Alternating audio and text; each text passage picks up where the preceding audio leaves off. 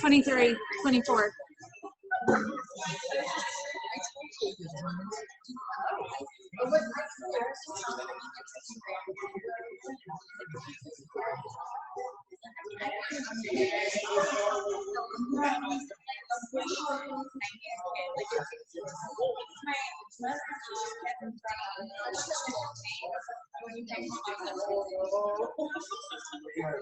Did you realize? Yes. I told him. Yeah, tell everyone hi. You're in front of the video. Is it real life? Did you want to eat it yet? Yes, that's it.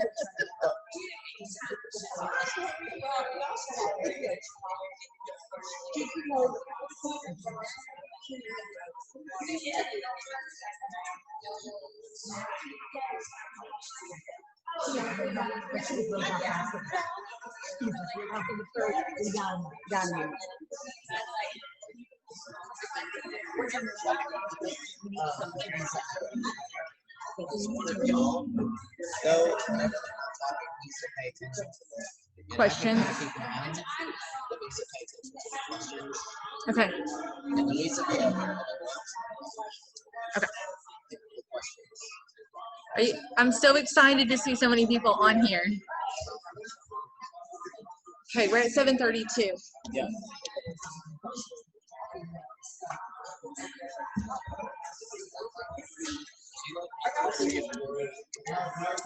We're gonna speak right here. We're gonna speak here, like out back.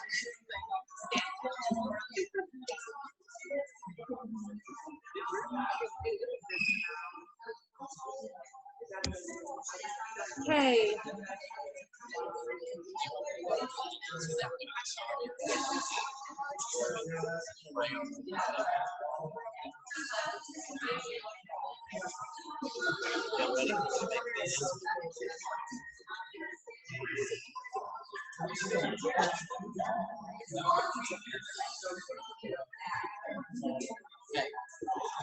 Y'all ready for me to?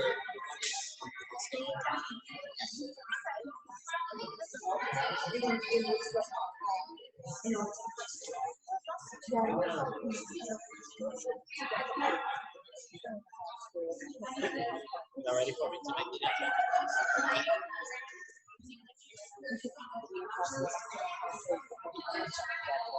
Yeah. I'll go grab that piece.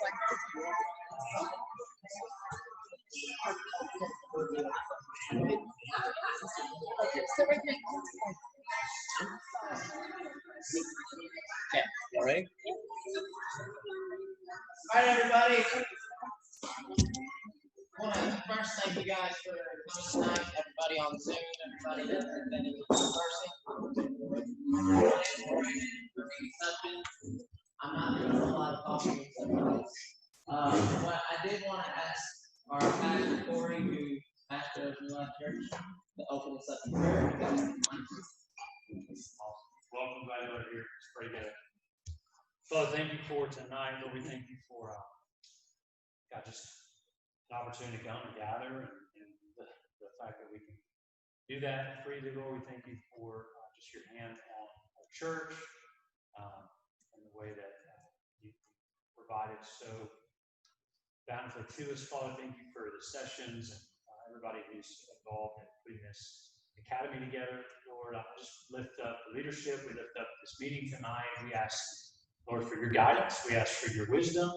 Lord, thank you for all the families that are here interested, those that are online watching tonight. And we just pray, God, that this would be something that glorifies you and is a blessing to our families and our kids and ultimately this community as well, Lord. So would you just guide our time tonight in Jesus' name. Amen. Amen. All right. Well, my name is Nikki Session, as Brandon said, and we are owners of New Hope Therapy here in town, and we're just excited to be a part of this journey. And just to give you a little bit of a background, we're going to kind of go through our story and how we're here, because a lot of people are wondering that. Hopefully, give y'all a lot of insight and what what's to come potentially, if this is a good option for your family. And so I think it was probably about, in fact, June 4th was the moment that I met Whitney. So that was what, 3 weeks ago or so? So that was the first time I met Whitney. And y'all will end up kind of seeing how the story unfolds and how we've been, there's been just seeds planted along the way between her life and my life and Whitney's as we go along this process. And I think at the end of it, it really could only come together through divine intervention, in my opinion, and how we could be here today. I know back in this summer, a lot of us have gone through some hard times just with the COVID and everything else going on. There's a lot of uncertainty there. And because me and Brandon are blessed to have New Hope Therapy, I'm a working mama every day of the week. And so my kids had to spend a lot of hours in an office space just doing homework by themselves, and that was very challenging for them. And so as we're going through the steps, I told Brandon, I was like, look, we're about to hire a teacher for our kids. I was like, I can't do this anymore. And, and I talked to another friend. I was like, hey, you're going to homeschool my kids. I was just trying to seek an opportunity that was there. And so everybody that I talked to was like, you need to talk to Whitney Ritter. And I had heard great things about her. And then Cindy came along our team about a year ago prior to, just screaming and yelling about academies and stuff. And I was like, we don't do school and education stuff. Like, I'll help other people out, but that's just not really my place. And but then here we are. And so I think it's been pretty incredible to see kind of a small seed that was planted in my heart for my own kids to give them something that I know I can't, and hopefully bridge gaps in this community between homeschooling and public school opportunities of virtual, and how we can create enrichment programs and combine an academy that speaks life into networking this community. And I'm really excited about it. I think it's going to be an outside of the box approach to something that people will either be super excited about or it won't, and that's okay, because I think we have amazing schools around here. We have amazing homeschool mamas.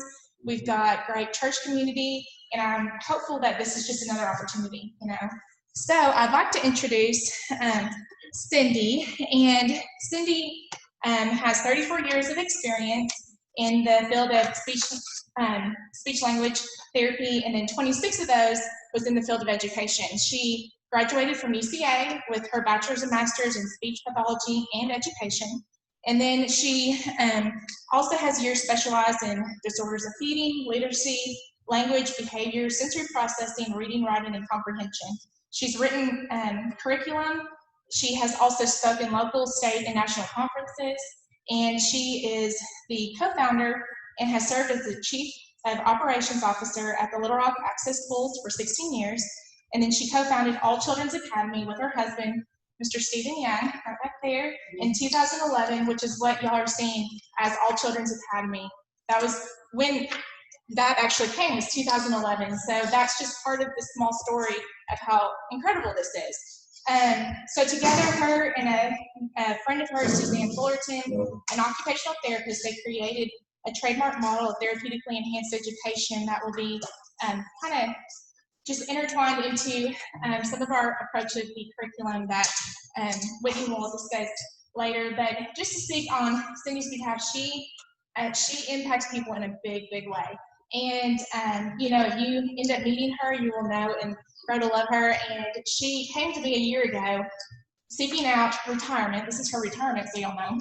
And, and she was like, me and my husband want to get out of the Little Rock busyness and come to Hot Springs. I was like, wow, and you want to come to New Hope? I was like, sweet. And she just poured into me, and she just is, her love to love other kids is just, it's amazing, and speaks volumes about who she is as a person. And she came to me and she said, I am passionate about academics. And I was like, well, we would find somebody to connect you with. And I was like, but it's not going to be me. And so that's just kind of a little bit of a story. So you just tell them a little bit more about it. Certainly. Thank you so much. Well, I do think it's important to kind of hear about who we are and where we come from, and not necessarily give a testimony, but for you to see who we are. And as we prepared for this, we said, let you see our heart, let you see who we are, so the crowd is. Steve and I were living in Little Rock. He's a real estate agent, hired a school, clinic. We were on the wheel all the time. And our community group began to talk about a concept called deconstruction. And I thought, oh, I might need that. I'm a little tired. I'm a little worn out. And so we began to pursue this deconstruction thought of sometimes God calls you to take it all the way back. And then he'll build you back and reconstruct you. And so Steve and I began to pray over that, and we felt a big calling to come to Hot Springs. Now, we didn't go just like this and hit the map. It wasn't anything like that. That would have been fun. But Stephen had lived here in the 70s on the lake and had played music and loved Hot Springs. And I had a great idea about living on a lake and a boat, a sea, all that. It just seemed so much fun. So we actually sold our house, closed up everything that we did. Stephen still does real estate there and here now. But I really wanted to be just kind of off with it. I went to Nikki. And after you've been in business for yourself about 30-something years, it's difficult to submit yourself to someone over you. It's hard. And it's hard for me because I'm kind of kind of self-driven. But as I met with her, I saw that Nikki probably could be somebody that I could work for. I could take a break from it and kind of think about things and just see where they live. And I grew to love her very quickly because I knew she wouldn't micromanage. She would let me grow. She would use me if she could. And so we just moved into Hot Springs for doing that. But I did plan to see doing it. Wouldn't a private school be wonderful? And Stephen and I started an CA, and we didn't let it go. We had held on to it through these years. We kept it up to date. We paid all the money to keep it up. I did some online stuff with my curriculum. I did some tutoring in some small groups. But again, you never know what you can have until you can ask, right? You have to ask whether you're going to get the no or not. So when she told me no, but then guess what happened? COVID came.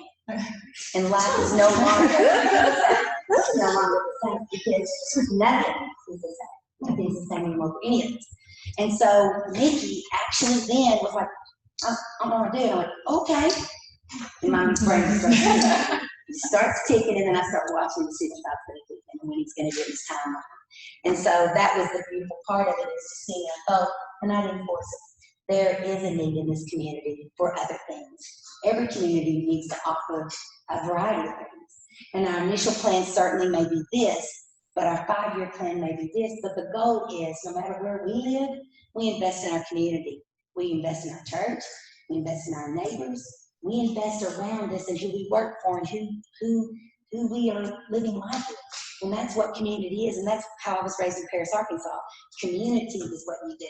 You get into a community. So for me, just to be a part of this, and then we get to meet Whitney. Whitney was like the nail on the coffin, that speech. But to me, that nail built me. So I was like, whoa, now that Whitney's in it, and her excitement, her love, and her knowledge, I knew that this could be a possibility. And it actually really is just come about in 3 weeks.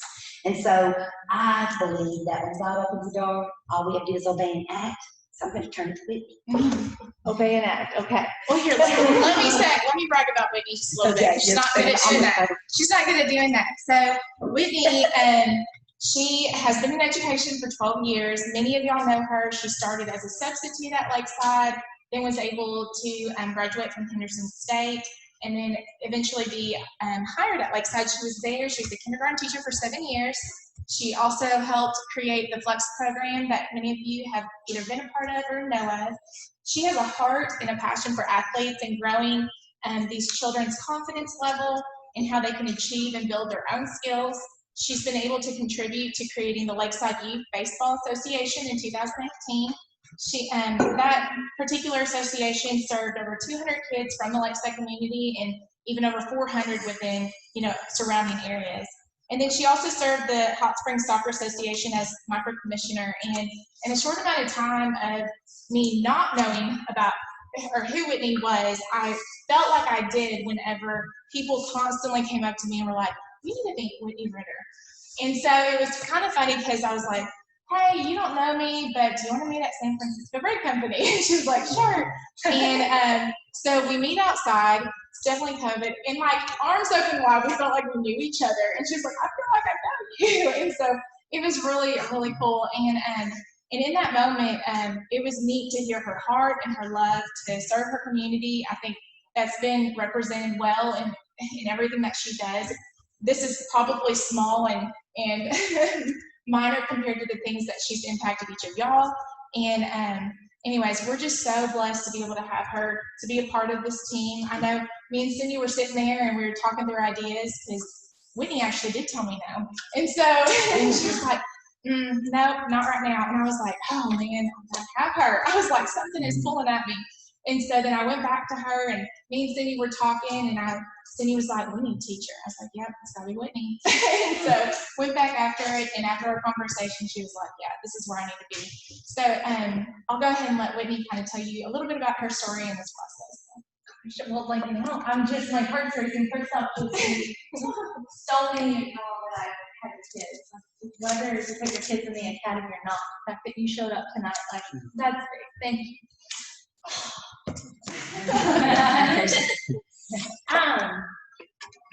So, this is where I'm supposed to introduce myself, right? Yes. So, I'm just thankful that you guys are here tonight, and I'm thankful that we get to work within the community to just try to bring our skills together. And just like they both said, it's just been kind of magical, and in a lot of ways, almost too easy. Once it was like, yes, I'm going to do this. And then we just started talking, and the way that the conversations that I had with Nikki, I probably talked to everybody in this room about wanting to start private school before.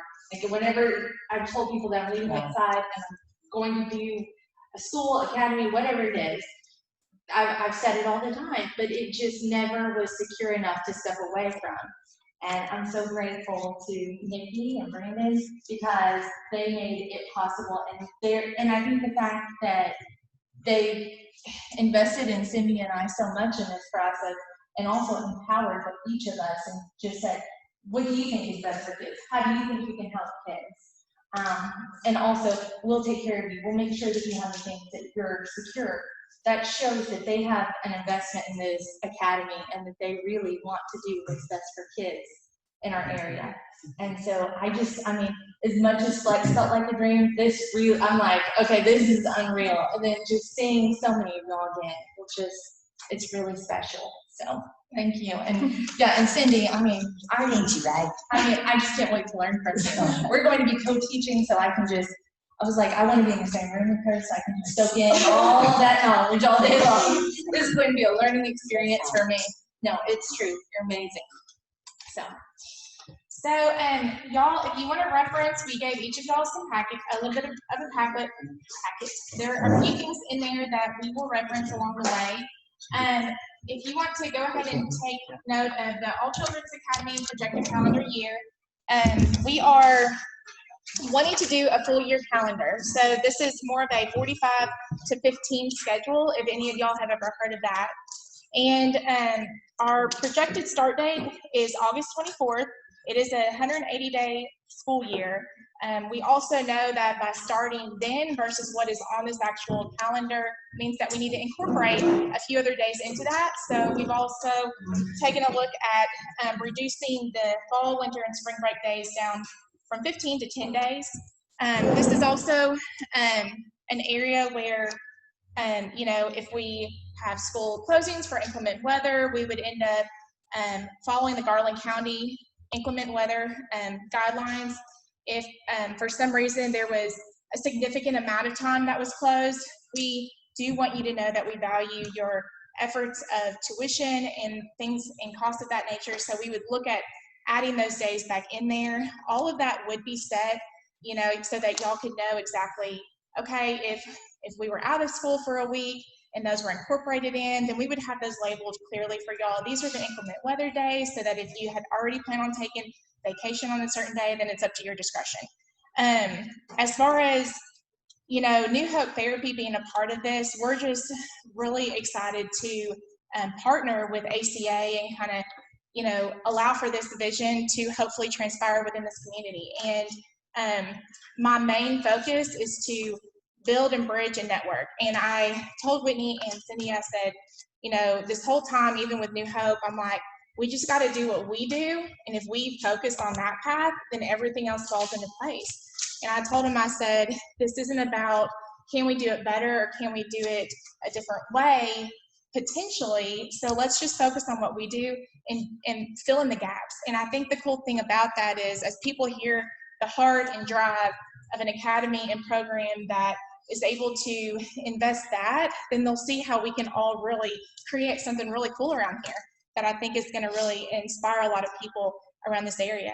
And so New Hope is excited to help with that.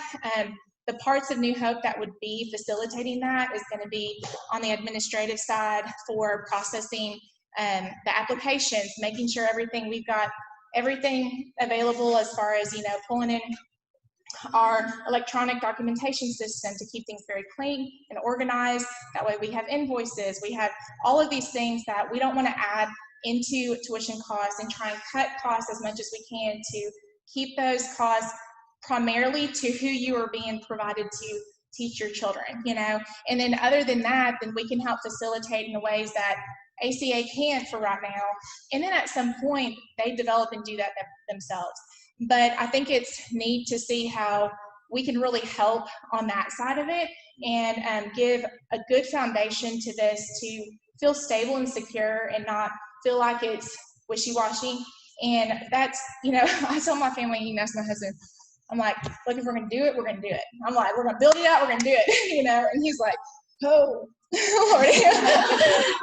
And he's always like, what'd you say the other day? He said, I'm like, Jesus, take the wheel, I'm in the back seat, so, but I mean, I'm excited to just be all in. I think that's the only way to really get this to happen in a right way.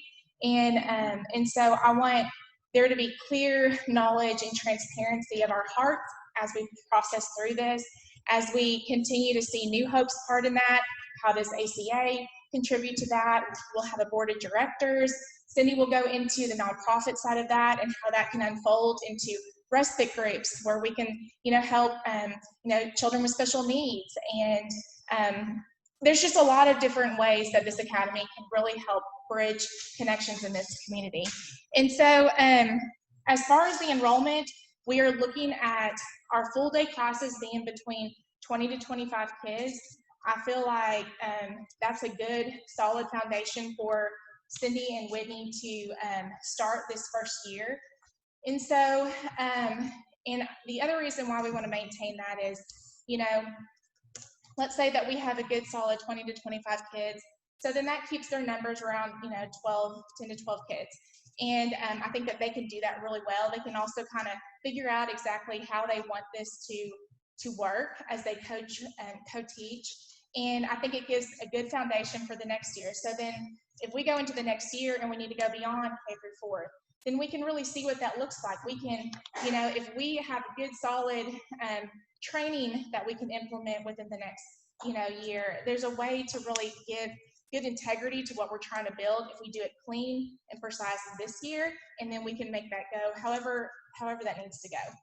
And so, so as far as, there's been a lot of questions about COVID, infectious disease. How do y'all plan on handling that? And we did bring a copy over here that y'all can reference at some point.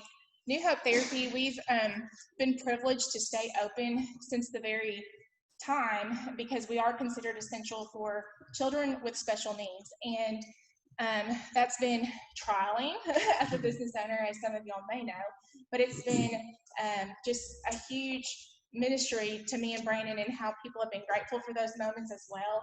And I think in doing that, we have been able to also become CARF accredited, which is an accreditation medically that gives us a standard that we were already implementing good quality standards and procedures in our facility prior to COVID. So to addendum our infectious disease was not completely outside of the box.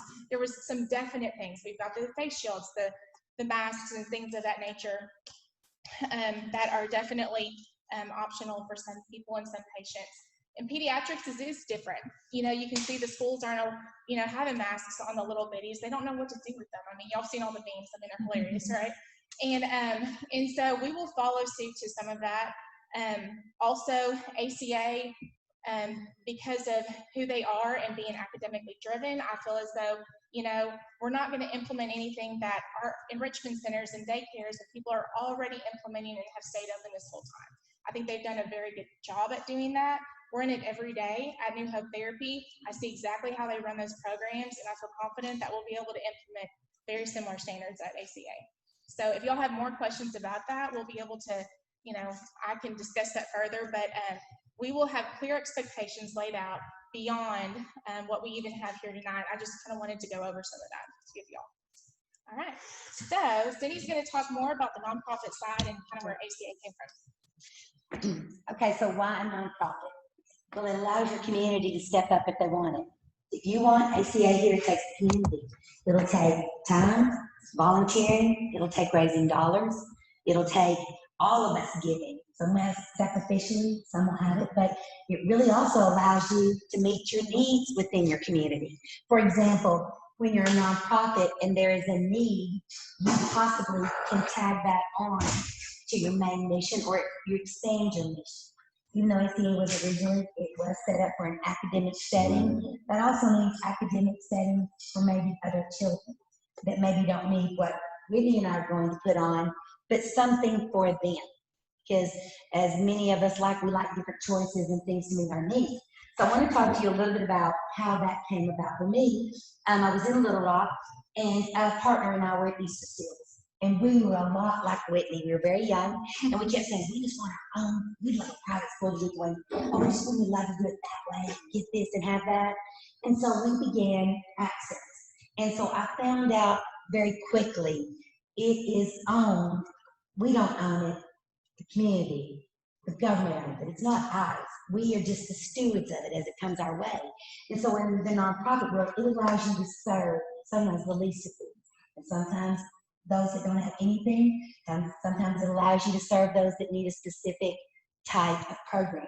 So we started Access with 8 kids in 1994 with 4 employees, and by the time that I left in 2010, we were serving over 500 kids, 84 employees, and I believe we were in the millions for our budget. So what happened was a tiny little seed.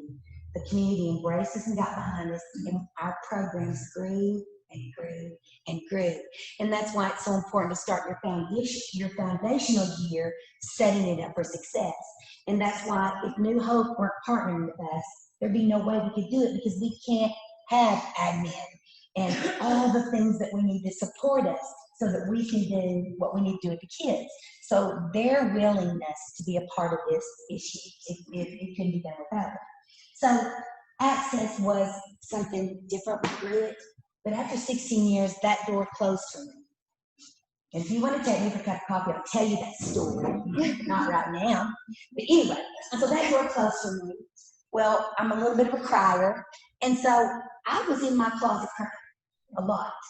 And my husband didn't even know what to do, and he just kind of stood outside there and went, do you need anything? I was like, no, not now. And, but in my mind, I just kept saying, for me, to comfort me, red and yellow, black and white, there's suicide. And so I knew that God was going to restore kids to me. I knew that there is no way that God would not let me be with kids. I just knew it. I knew that. And so this is what I saw in my mind's eye. If you look at the logo, it's a boy on the left, and his eyes open, and he's alert. And I thought of the boys that are in my room. I'm not so sure they're alert and ready, but they can be. And then on the right side is the girl with the blonde hair, and she's calm and her eyes closed. And then they come together to make a mosaic. So if you step far away, it looks like one person. And that's actually where the logo came, and I had an artist draw it for me. So it has a lot of deep, deep, deep meaning for me. And then as we sat there, I had a job within a week. Somebody hired me and started doing that, and then it rolled into All Children's Academy pretty quickly. I had a clinic in school up and running within a month, Stevie, 2000, yep. You know, it took us a year to get the nonprofit, but we had kids coming, and we started students pre-K to the 5th, and most of those kids had specific learning disabilities. So you had to have within normal limits IQ in the 80s, 90s or above, and it was mostly specific learning disabled kids. Kids with dyslexia, kids with sensory processing disorders, ADHD, your kids that had not been taught at school in that small group or very explicitly and intensively where they could pick it up. When you're in a classroom, sometimes of 32 kids or 20 kids, some kids don't fare well there. And so we opened up the therapy clinic in the academy. And so what was awesome was Stephen was our person that worked our office and did things for us, a lot like you. And then he moved a lot of boxes. And I thank you for that. But He came running down the hallway, then he goes, I've got it, I got this. I know what this is. This is therapeutically enhanced education. Because what you've done is you've taken an OT who is a master level teacher that knows fine motor, visual motor, modulation, and sensory processing. You took a speech pathologist that knows language and knows strong in literacy and curriculum. And then we had a PT too that came in and took our materials and took them out as she moved them. So it had this therapy push in it. And that's why it's therapeutically enhanced education. And so we started with, I think we had 2 kids. We started with 2 kids. And by the time that we closed, we had 24 kids, or we whittled it down to about 10 to get them ready to go back to school. So I tell you this because as we talked about these seeds being planted, you can always just pick up. It never has to end. You just pick up. You just keep swimming like Dory said. You just keep swimming. And you take what you've learned, what's been proved out, and you just keep swimming. And so for me, this model, we took the face and then we made our crest. But what was important to us was to hold on to those main things, working on all domains of health and wellness, not just their academics, but their intellect, their social, their spiritual, their emotional, what the environment looks like, and then their physical. And that was so important to me because so many people come and say, I just want my kid to be well. I want to be well adjusted. I want them to do well in school. I want them to be well. So that wellness came out.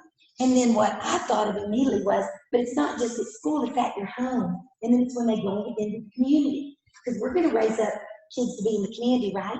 So that's why the areas are the homeschooling community.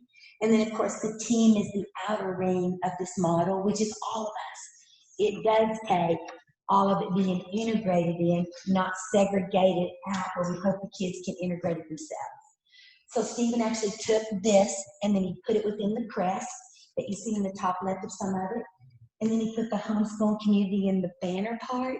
And then you just see the book. There's a cross there. We are believers, and so we felt that was a dominant piece of who we were and where it came from and where our giftings came from. And so we made our crest. And so as we put this together, it just seemed to make sense to me to offer small, less technology, multi-sensory, explicit teaching, and also mentoring kids without belittling them, but yet including them, teaching them how to be able to modulate themselves when they're there, to learn how to open up the staple and put the staples in, use the 3-hole cups, learn skills that they're going to use forever, on top of being able to read and write and comprehend. So these things all wove in. So you would say, so why did you go? Why did you go? Well, sometimes things don't work out the way you think they're going to. It doesn't mean it's the end of the world. Matter of fact, my lake house is probably the top of the world for me. I love it here. I love Hot Springs. I love it here. I found friends. I found a job I love. I found bosses that I love. I found new friends. And so, again, coming into a community where there is no private school offering that can set a standard, maybe at a different pace, with maybe different out-of-the-box thinkers that want to put on a certain type of educational program that incorporates all domains, is being important for Whitney and I to kind of talk that through. And I can tell you one of the things that I first knew, and we could almost finish each other's sentences. And when she said journal writing, I said, oh my gosh, I love journal writing. We're doing that. You know, just different ideas that came up that we did. But the thing about the nonprofit is, I know that some people don't like that thought. Whitney was a little nervous. And I said, oh, wait, why are you nervous? And I say, it's for the community. And listen, if the community doesn't want it, we won't have it. And I think that took the pressure off Whitney because she's like, oh, okay. Because it's the truth. If the community can't get behind us, can't raise friends and people that want our services, then we won't be here because we won't be needed. But our first year plan was small. It is small, y'all. Even when he kept saying, are you sure we can't take 35 or 40? I'm like, no, we're not taking 35 or 40. We're gotta set it up where it's successful and where it works, and so that the community can see us and see what we're going to be able to do. And so in doing that, I feel like today, so we're offering something new to the community in a way. And it is exciting to see already people getting behind us and helping us. We've had lots of interest and calls. We do hope that the nonprofit will be able to sustain and that it will be able to rise up and offer, even if someone that's sitting here tonight has an idea, we hope that your voice will be heard and possibly even brought up and even very, very heartfelt think on it and see if we possibly can do it. Because if we don't do it, maybe no one would. I don't know. We'll see. But I'm just grateful for you all to come tonight and hear about the model, the crest, what a nonprofit is. I actually will be the executive director of the school, and I'll also be the person that answers directly to the board for the school. Whitney's going to be the director, and then Nikki actually is going to be she's going to do our financial piece for us until we can afford that. Someone to be our CFO that brings our balance sheet, or puts it in for us while we're doing the schooling. So that again is a given gift to us. And to have somebody with this much integrity walk alongside of you, where you know the numbers are going to be double checked all the way down, and Brandon handling it, and then my husband and I hope to pass it forward to. I'm not going anywhere, and I want to work, but you have to be realistic to say, if you're going to set something up in the continuing community, you have to be training, bringing up your next group. So I will field, and my husband is back there and watch her, we'll field any questions that you might have about a nonprofit, how it works, how it runs. That's the best news to me. But I also would take any questions that you have as well at the end about the school. Okay, Whitney, do you want to? So you're going to talk about our program, correct? Yes. Okay. Let me get close to the Zoom, Please just do. because I'm not sure that, can y'all hear Sarah? Can y'all hear? Yeah, okay.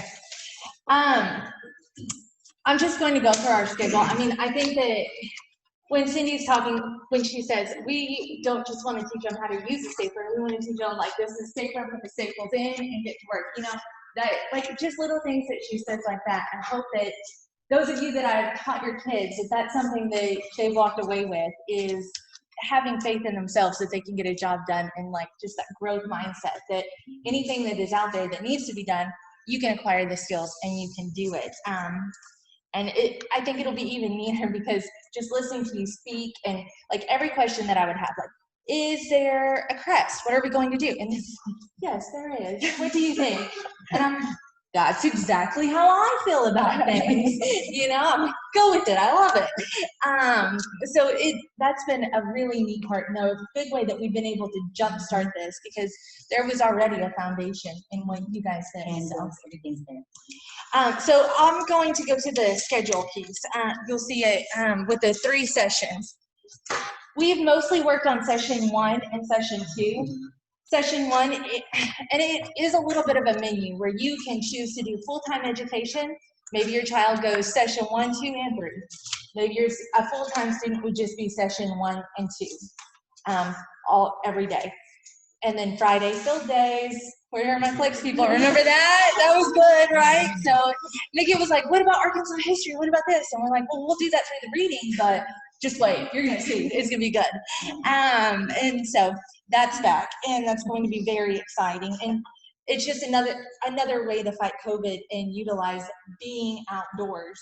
And we're going to get these kids outside as much as we can and off of technology as much as we can. I mean, technology is great. I'm glad you guys are able to join us this way, but we just don't want our kids to become zombies to it. We want them to become contributors. So we just kind of like, we didn't even plan the day that we were going to do this. She just said, are you free? And then we FaceTimed and we got it knocked out. So we felt like it was important to start every day with a little bit of flexibility in the morning, because we all have those rough mornings, and it's better not to, like, we're keeping the entire family in mind in our schedule. So it's better to have a block between 8 and 8:30 to drop children off. We allow the children to come into the room to feel comfortable. It's kind of like our coffee time. We're talking to the kids, we're talking to each other. We're going to do no backpacks as another way to fight COVID. So they're not going to be hanging up backpacks, but they'll be just kind of getting used to the room, working the room, and talking to their friends, saying good morning, just like all of us did when you guys came in. It's like, I'm happy to see you. If I get to hug your neck and elbow you and say, good morning, I'm more apt to be ready to do my lessons. So that we're calling that our drop-off, social time, work the room. And then after that, we'll go right into a whole group morning meeting. And in that time, we're just going to group up together and like we are a whole team all together and just talk about what day it is, what's on your heart, what are you thinking about. We are going to do the Pledge of Allegiance and we are going to do a moment of silence. I'm going to call Vicky and Julie Suzanne on this one because it was so funny when J.O. was in my class and like all the kids, I would always say, just stay during our moment of silence, stay very still and close your eyes, put your hands together. And a lot of them would just start to pray because like their eyes are closed and their hands are together. But not the pastor's son. He was doing yoga. It was always my favorite part of the day. It was just, and I mean, and we just embrace that. Like, have your morning quiet time, however it is that you would like to have it. So it just always made me laugh. Yes, and we will start every day with movement because I have got to move. Like I am that child that cannot just sit still. And I know what it feels like to like come out of your skin because like if I were having to do what you guys are doing, I could not do that. It'd be very difficult for me. So that's a big part of our morning there. And then this is where the co-teach time kind of starts coming into play because for an hour and a half, I'll have the large group and the kids will be working through their individualized daily routines. Every child will be on a student achievement plan. And basically what that means is if Mary Ann's working on coins, and sorry, Clint is learning to count by ones, like that their daily routines will be right to their goals. And we will have those plans written down and on paper. We will be revisiting them with each other, with the kids, with you, just as a team to move them forward at wherever they are. If they're low, we're going to move them up. If they're medium, we'll move right along with them. High, we're going to push them. Yeah. It's not going to be like, all right, good job. Now go help this kid. No, we're going to keep pushing them up and challenging them every single day. And same if they're coming to us with a lot of weaknesses. It's not going to be, oh, you're holding us all back. You know, it's really going to be empowering them and finding their strengths and using those strengths to build those weaknesses up. And then they're going to get confidence and get addicted to like doing a good job, and we'll just keep pouring into them. So, and every day we will do a shared reading. Basically, that's the big book and where we integrate the phonics, the explicit reading groups that Cindy will be doing. I get excited about this stuff and then I talk too fast, I can't breathe. So Maybe we shouldn't be together. I think I'm gonna drive her a little crazy. And she requested another room, I don't know why. So she will be like, if we were in this setup, she would be over in this area having a small group of kids. Well, I have the whole group and I'm doing math and working with them through that.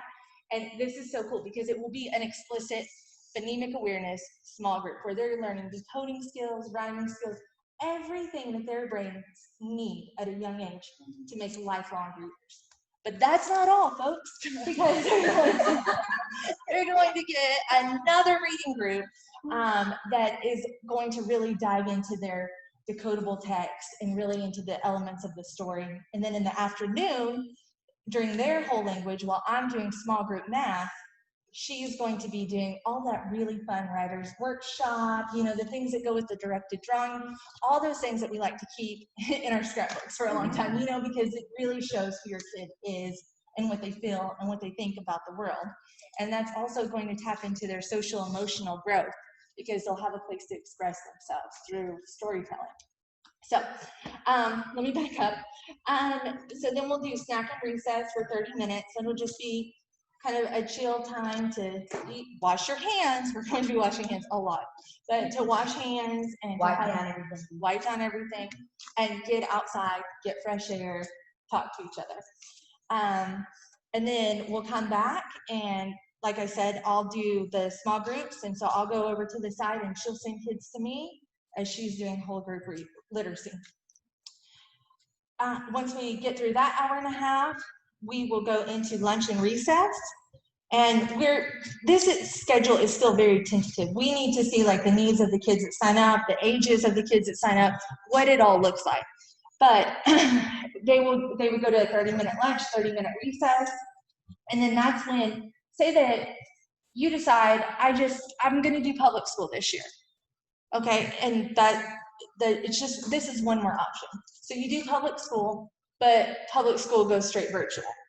Well, so you're happy with the curriculum that they're getting, and so you keep them on their Zoom videos throughout the day, throughout the morning. You can always bring your child just to session 2. And in session 2 is when we're going to do the enrichments. And I just kind of copied my own schedule with that. I was like, well, on Mondays, we'll do STEM, we'll do science, physical education. And then on Tuesdays, and we'll both be doing it together, and we may have a few other people with us. We're not sure how that's all going to play out yet, but. And then Tuesdays will be fine arts, music, art, drama, and dance. And then we're going to integrate them all to give you a beautiful program. So that, and even, you know, if we are in a stage where we can't have all the parents in a room, but we still have our students, we will somehow present a little program for you guys, something that they are working on and that they get to present in front of people, because that's an important life skill. And I didn't realize how important that was until this spring when we did get to have it, you know? So I'm excited about that. And that's just another thing that we can really hone in on when we have a small group, and we can kind of control the situation a little bit more to make sure that we are still getting to come together. Wednesday will be club day, and we have gardening and cooking on here. I don't know why we have all the things that I'm bad at. So I don't know if I'm going to be in the club. I don't know how this is going to work. The kids are going to host us. I don't know. But we'll just kind of Maybe the babysitters club. There you go. There, yes. So the kids, we'll just talk to them and we'll let them choose those clubs, and it'll still be screen free though. That's just still going to be a cornerstone. Do what? Lego? Yes. Leslie's going to do the Lego club. Leslie Joe. Thursdays, I'm so excited about this, is library day.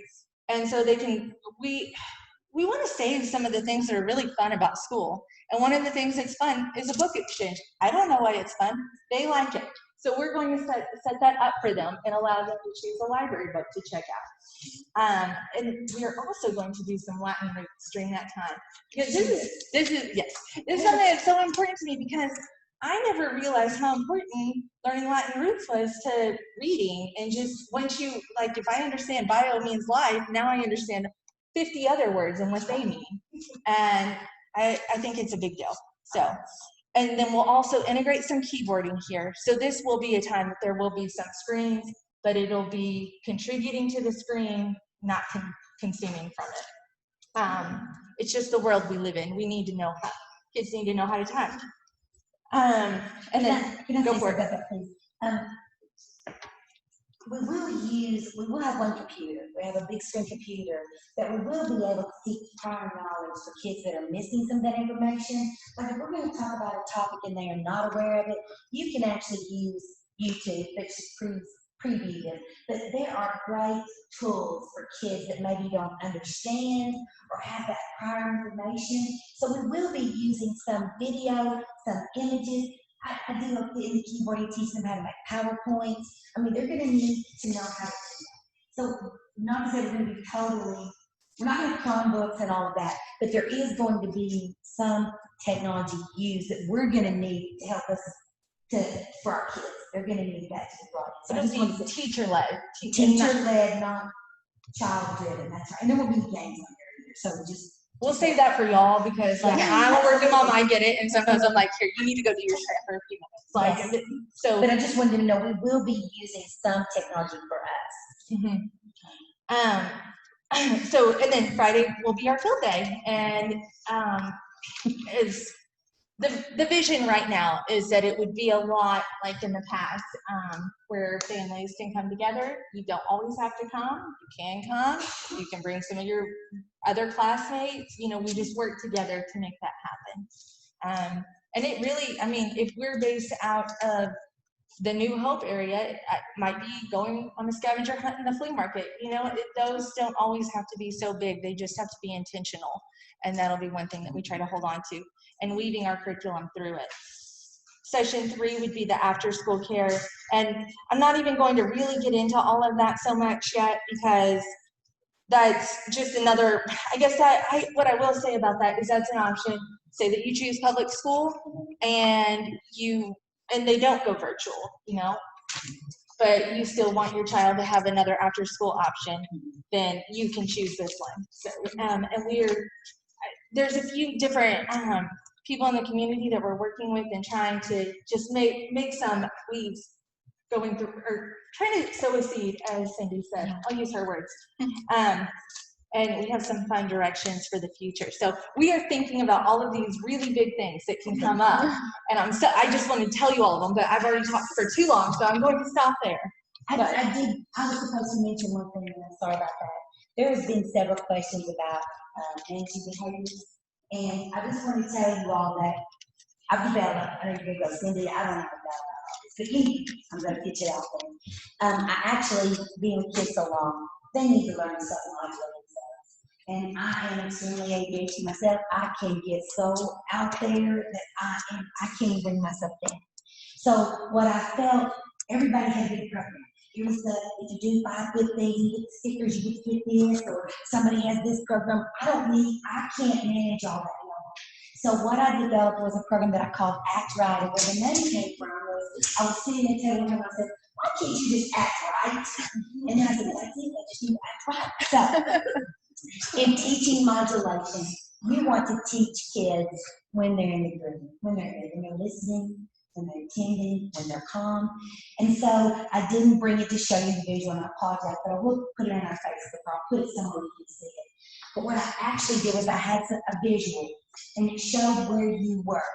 And this came from when your words get too big, I think, so I kind of borrowed, I've been here a long time teaching. But it shows the kids in the green area, they're ready to listen to a team. And then it goes up in the yellow, and they're kind of getting out of control. Well, that's the point that they need to know to pull it back in, no matter where they are, whether they're homeschooled or community. So I told them, listen, here's what you're going to do. I want you to squeeze your hands. Nobody's able to see you. I want you to take 3 deep breaths. And that comes from people who are inside of an ADHD. Take 3 deep breaths. And I have my own method that I use, that I take 3 deep breaths, and then I put my things on thoughts of God, or I say a prayer. But we have got to teach our kids a way to not only act right, but to know when to help themselves to shift. Because many of us do not want medications. Many of us, we maybe control the diet, maybe we've tried everything we can. It's going to be, yes, we're waiting for them to mature possibly, but it's also like, it's like medicine. It's almost like a cognitive process for them to be aware when their motor's shifting up and how to shift it back down. And I get that some of those kids are just done. They're tired. They maybe had too much sugar. Maybe they didn't have enough sleep. But this behavior program works. And what I've seen happen, it came from an OT group. I think they called it when your engine's too high, or a little that too. But the interesting fact is that they maybe didn't do it the first time, or the second time, or the third time. But as the year went on, I saw them doing it. And as I've done groups this summer, when somebody's a little out their head, your engine is like up here. You are like so up here. You're tearing the room up. I want you just to squeeze your hands with me. Let's breathe together. So I model it for them. And all of a sudden, we both are just sinking down. We've got our engine and we're ready to go again. So we will be using an act right. Certainly, if your child is out of control, you teachers possibly will need to call or have a meeting. But I have high hopes and believe in this program so strongly that it's helped many of my friends and me, and I've even helped with graduate students. It really is a way to help yourself modulate. So we will be using that. And we don't look for, the way that we do education or we don't look for a lot of behavior You're going to be issues. too busy. I just think we're always teaching. But anyway, that will be how we disciplining will be handled with the parents. We will use a people talk right from the kids. Where they're going to be brought in with us. We're going to work on executive functioning skills. They need to see the whole process and how we came up with it. So that's how we're going to do that. So just kind of closing things up, I wanted to just review a few more things. You'll see on here projected tuition and program fees. This is going to give you a few different options that we're considering. You'll also see an application in there for people who are interested. A big part of us being able to move forward and what we're trying to do is to just know, is the need 10 children or is the need 25 children? Is it 35 children and we know how to prepare better next year? Is the need not full days, but it's heavy morning days and then pulling in extra teachers and support in the afternoons? Like, where's the needs of our community? And we can only do that through the application process to kind of see what y'all are thinking. And so, you know, a lot of this is hard because people are having to make big decisions. And it's hard to say, well, I don't see the procedure manual in front of me, you know, and I get that. But we're also trying to implement something different in the community, and that can only happen through us learning what the community needs. And so we would appreciate if you are interested to go ahead and fill out the application so that we can start the ground running. We're going to have a cutoff date as July 24th in accepting applications so that we can be fully prepared and equipped to give y'all everything that you need to feel confident in this program and this academy. And that gives myself, Whitney, and Cindy enough time to give you probably the logistics that you need.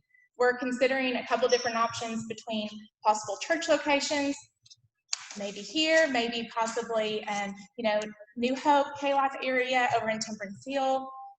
So we're trying to reach out to the community to see where we can, you know, continue to plant the seed and do it in the best way that gives y'all security and knowing that we value your children, we value their education, we value their wellness, and that can look a lot of different ways. And as much as people can say you can't do it all, I kind of think you can if you do it the right way. And I think that you can. I can't do it all, but I know that if I depend on all of y'all and God continues to chip away at me and say, I'm not meaning for you to do this. I'm meaning for you to take this vision and rely on other people that I've equipped through the years to make sure that this follows through and transpires. And so, so in the tuition cost, you can see full days. Full days would be from 8 to 3:30. You'd also see partial days. That's going to be based. We broke that down into day because some people might want Tuesday, Thursdays. They might want Monday, Tuesday, Thursday, Friday, you know. So trying to give those options to you. There's also an enrichment. So there's calendar year. If people want to be able to set up on a full calendar year basis, there's also monthly drop-ins. Let's say that you're not sure what your needs are, but you just know there might be a month that you want to be able to drop in and be part of the field day or drop your child off for the field day. You know, obviously, if you are bringing your child and yourself, there's not going to be any cost to that. We want to create community, you know, where it's needed. We want to be able to raise money and sponsorships through a nonprofit to have free field days, to go to museums and do what these children need. That is the bigger vision of this.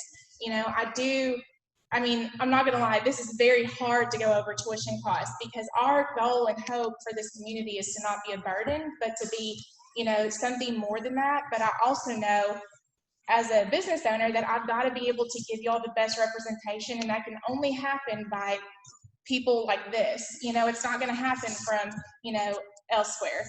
And I feel like we've been blessed to have two people that are so passionate to do that. And they're taking a big risk to even step out and do that as well.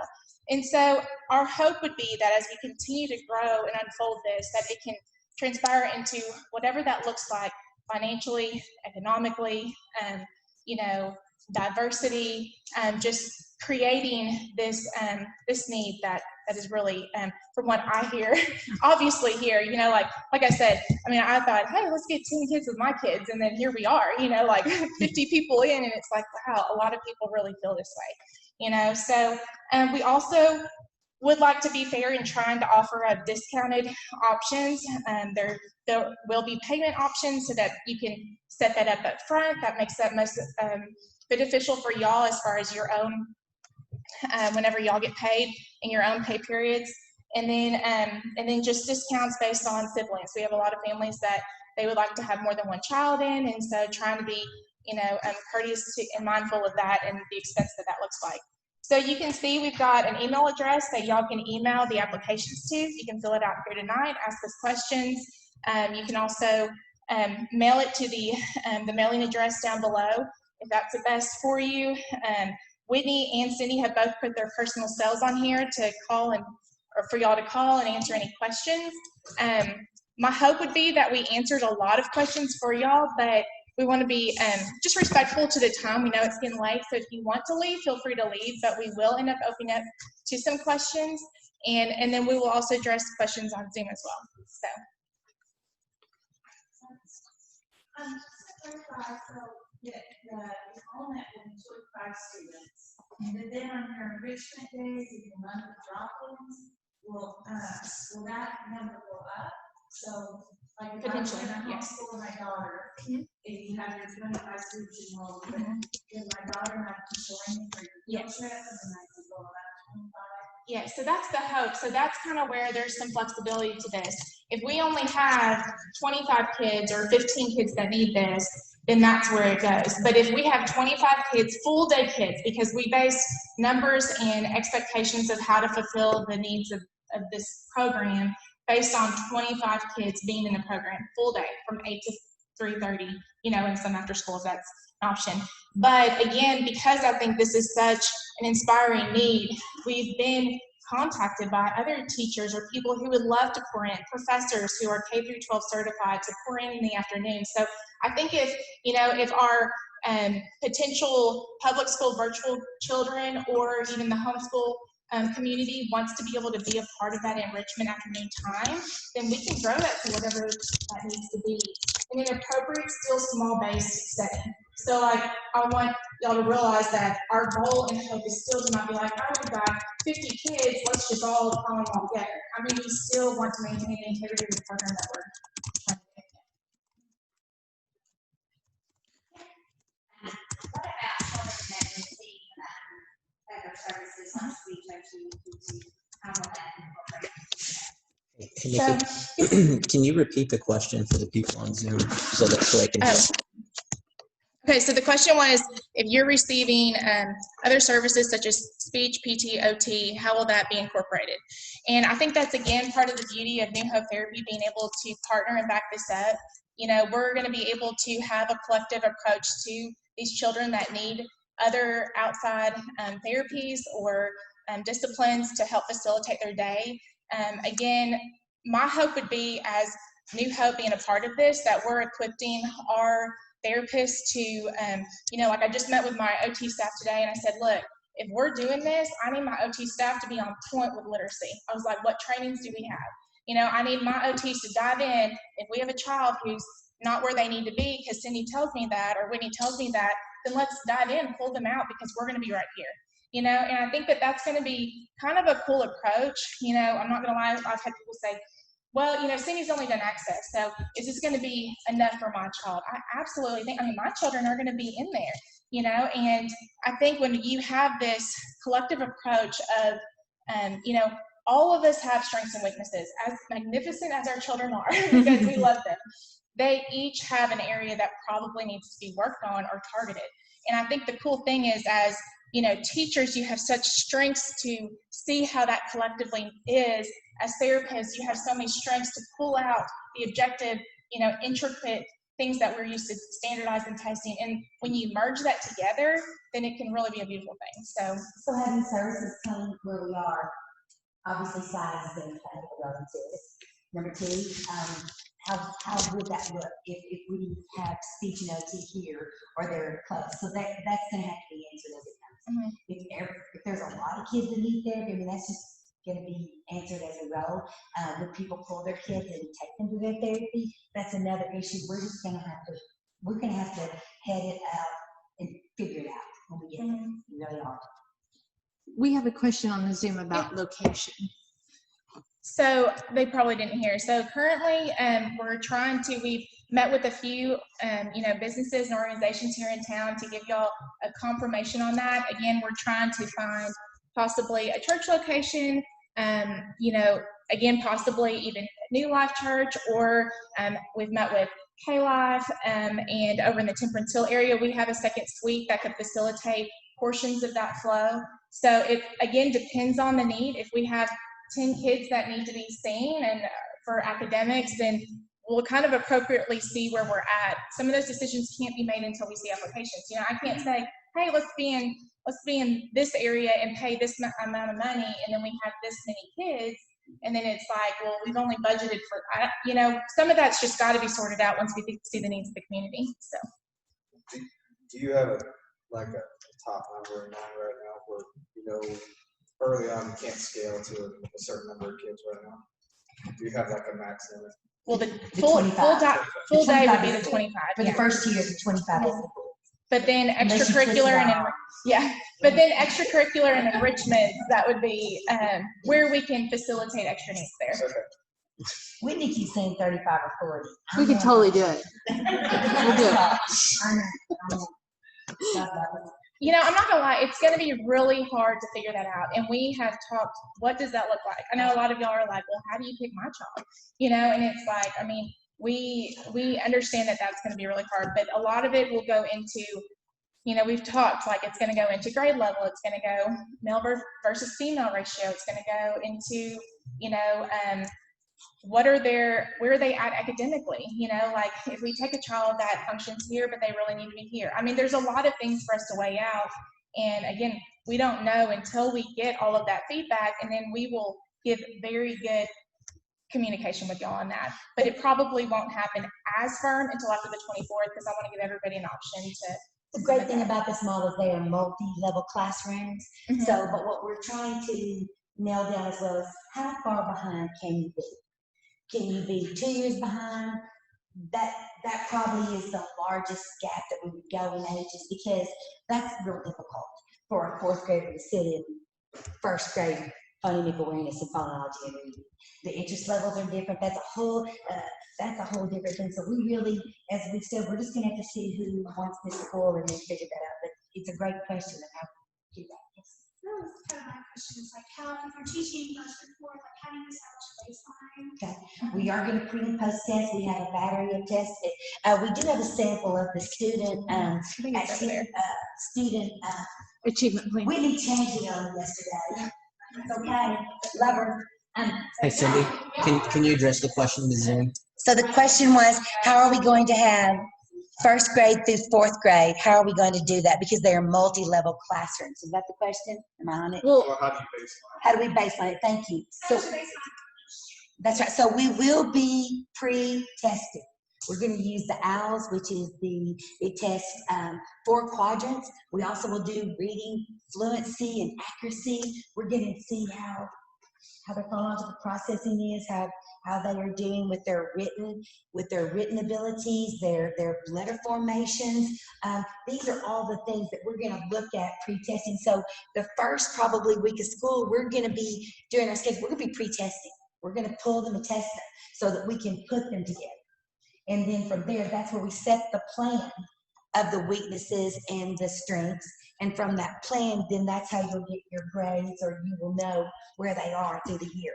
And then we're going to post test at the end of the year, and you're going to be able to compare apples to apples. You're going to see where they are in their written expression, in their comprehension, in their written abilities, in their oral list, in their auditory listening ability, and in their math skills. And then we're going to be able to, so you will, it may not be like the public school, but it is a plan that will hold us accountable to what we're saying we're doing with your children. But multi-level classes work. I've gone coast to coast and looked at schools that have offered that, and it is one of the most awesome models that I've ever seen. It just works. But you do have to be paired with kids at the same level, because you can't have your fast, quick, smart, doing everything correct with somebody that's dragging, because their self-esteem is going to go like this. You have to be grouped together where you're feeling successful, and that you're not just being pulled out of everybody that's passed you by. You're sitting there going, I don't even know what that word is. well, and also too, like in that, the groups might be fluid. It's not like these 3 are together in every single group that they're doing throughout the day. It's that on this skill set, I'm grouped with these people, but on this skill set, I'm grouped with this group of people. And so, And then people have asked me, how in the world would you do a large group of literacy language? And how I do it, I'm not sure Winnie does it, but when I have 12 kids and I have them for literacy language, I put them in areas or sections. The most needy are right by me, and then the next group need a little bit of help, and then the outliers don't need as much help. And then you customize and individualize everybody's paper, their book. You can actually write a curriculum and go to the highest and go to the lowest. And it's the materials that you use and the methods that you use to teach by. And I think the concept of hearing this is foreign if it's too many, but that's why you have to maintain a foundation of just sorting this out, letting them figure how that's best implemented. And I think because of her perspective and her perspective, the blend to that is going to be very, very successful. We've actually, at New Hope, we've been able to, this is how she hooked me. She wanted to do these anchored programs with these kids. And I mean, I saw my own child go from like head back thrown, I don't want to write, to like, she was up till within 4 weeks, she was up till 9:30 writing. And I was like, writing stories. And I was And then just reading like, them to us. yeah. And I mean, I didn't even recognize, I was like, oh, who wrote this? And she goes, And proper I was like, no, you punctuation. didn't. I was like, Miss Danny wrote that. And she was like, no, I promise, I'll ask her. And I just couldn't believe it. And it just made this transformation for me. And Kinley was her scores were well above average, but we found the one area that it wasn't, which would have come out probably in 3rd or 4th grade. And a lot of parents see that. And so I was very grateful to have somebody have a small enough setting where they could pull that information out and not be too overwhelmed with the many because we have the few, so. Cindy, on Zoom, you were asked if you could talk about a success story from Access or All Children's to the public school in older grades.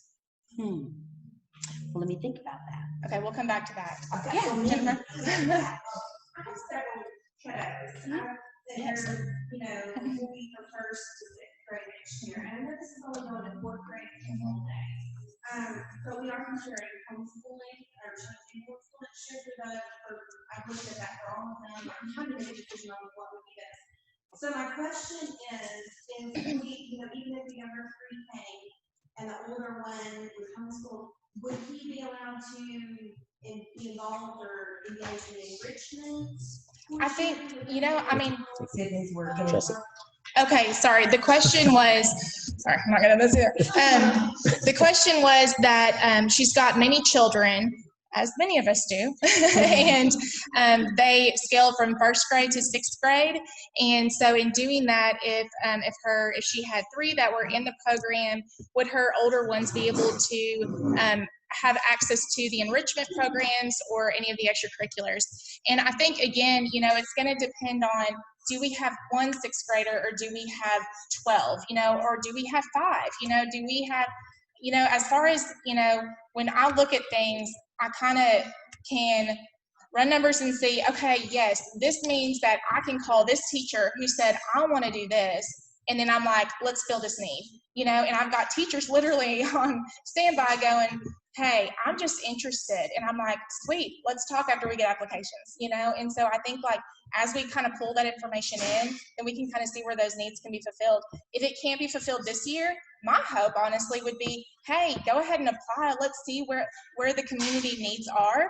Let's go ahead and start this earlier, prepare for that. Let's train up our staff and let's do what we need. Do we need 6 teachers next year? Do we need to go to this grade level? Where is this at and what are we doing? We're looking at some land, here locally, New Hope is, and our hope and long-term vision is to create this wellness community therapeutically, physically, academically, and it's and I don't think it's necessarily that it's all combined in one, but it's all within an area that people can have this mutual, just overall wellness to their body, in whatever capacity that looks like. So we just kind of incrementally take that step, and I'll tell them, you'll ask them, they'll be like, what about this? I'm like, I can't do that. I'm like, I'm sorry, we just can't. So I think that's where our strengths and weaknesses kind of counterbalance, because, the sky's the limit, and then Brandon really is like, no, and then he reels me in. And I'm like, what about that? Yeah. And I'm like, oh, yeah. So, of course you get 3 people like us, and it's like, and Brandon's like, y'all go get dinner, and I'm going to go get the kids. But yeah, I think we kind of see where the needs are at. But I'm open to opportunity. I want my kids to be able to have opportunity as they grow too. So we had said that siblings possibly would have the first slots. Yes, we will try and keep family groups together. So if we have a family group that has 3 kids, then we would look at that option versus, splitting family groups up. But I do think also I have 3 and my boys will be on public school schedule and my daughter will be on this schedule. And so I do think it is workable, even if you have kids that are outside of these grade levels, and almost enjoyable in some ways, because it'll balance out a little bit where, I'll be able to go and be go have lunch with them or have one-on-one time with one child. And, I just want you to know, I think that could work for you if that's the position that you're in. So thank you for giving me for a minute just to think. I mean, literally, I do have a lot of stories to tell, but I will tell you one about a fifth grader that came to Access Schools, and she was dyslexic, and she was 3 years behind and was very depressed and very sad. And she came to Access Schools for 2 years, and we had her at grade level and a little above. So Elizabeth went on back to school, and she was able to graduate almost at the top of the class. She's gone on to be a nurse in the Army, and she is the most fabulous person, but it doesn't end there. So her mother was my dental hygienist, and so she's cleaning my teeth, and they had another little son that came about 14 years later, and she said, I think my son's struggling. I said, what are you doing? She goes, well, he's on this iPad program. Of course, I ripped it. I went, oh no, he's not on any iPad program. I want to see him. So he came to the second school that we started, Little Ben. I called him Benjamin Frank. He was just too much fun. But he was dyslexic, and he couldn't write. And his language, it was kind of a mess. He had trouble expressing himself. So I first started outpatient therapy with him, and then he came into school. And then that last year I had him in my class, and I absolutely was committed to him going into grade level. He went into grade level. He is at the top of his class reading and writing. Now, was every single story like that? No, not every single story like that, but there were many that were, because it wasn't just academics. He had to believe in himself.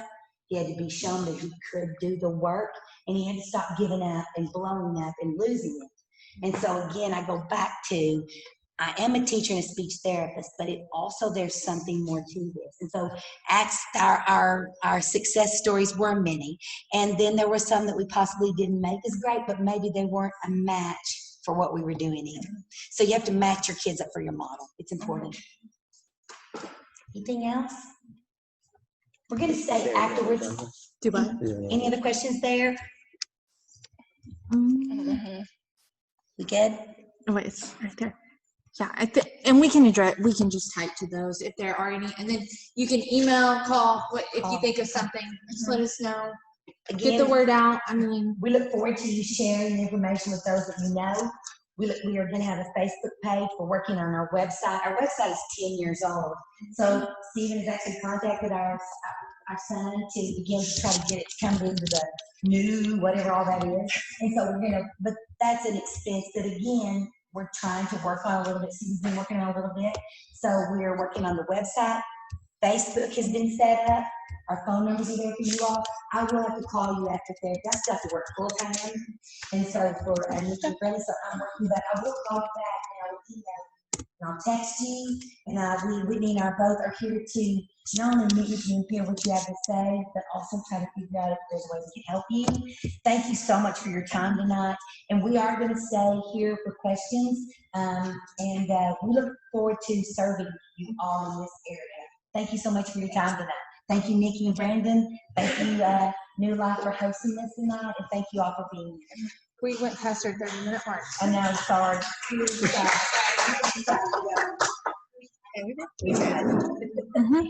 How much are we? Do what? I am looking very 8:15. Coronavirus, closing. How do you intend to stay open? Because I mean, that for me as a full-time parent, I just want my kids to be in school and be getting in-person. Thank you. Sorry, we kind of went too long, probably. Oh, no. But it just gets exciting.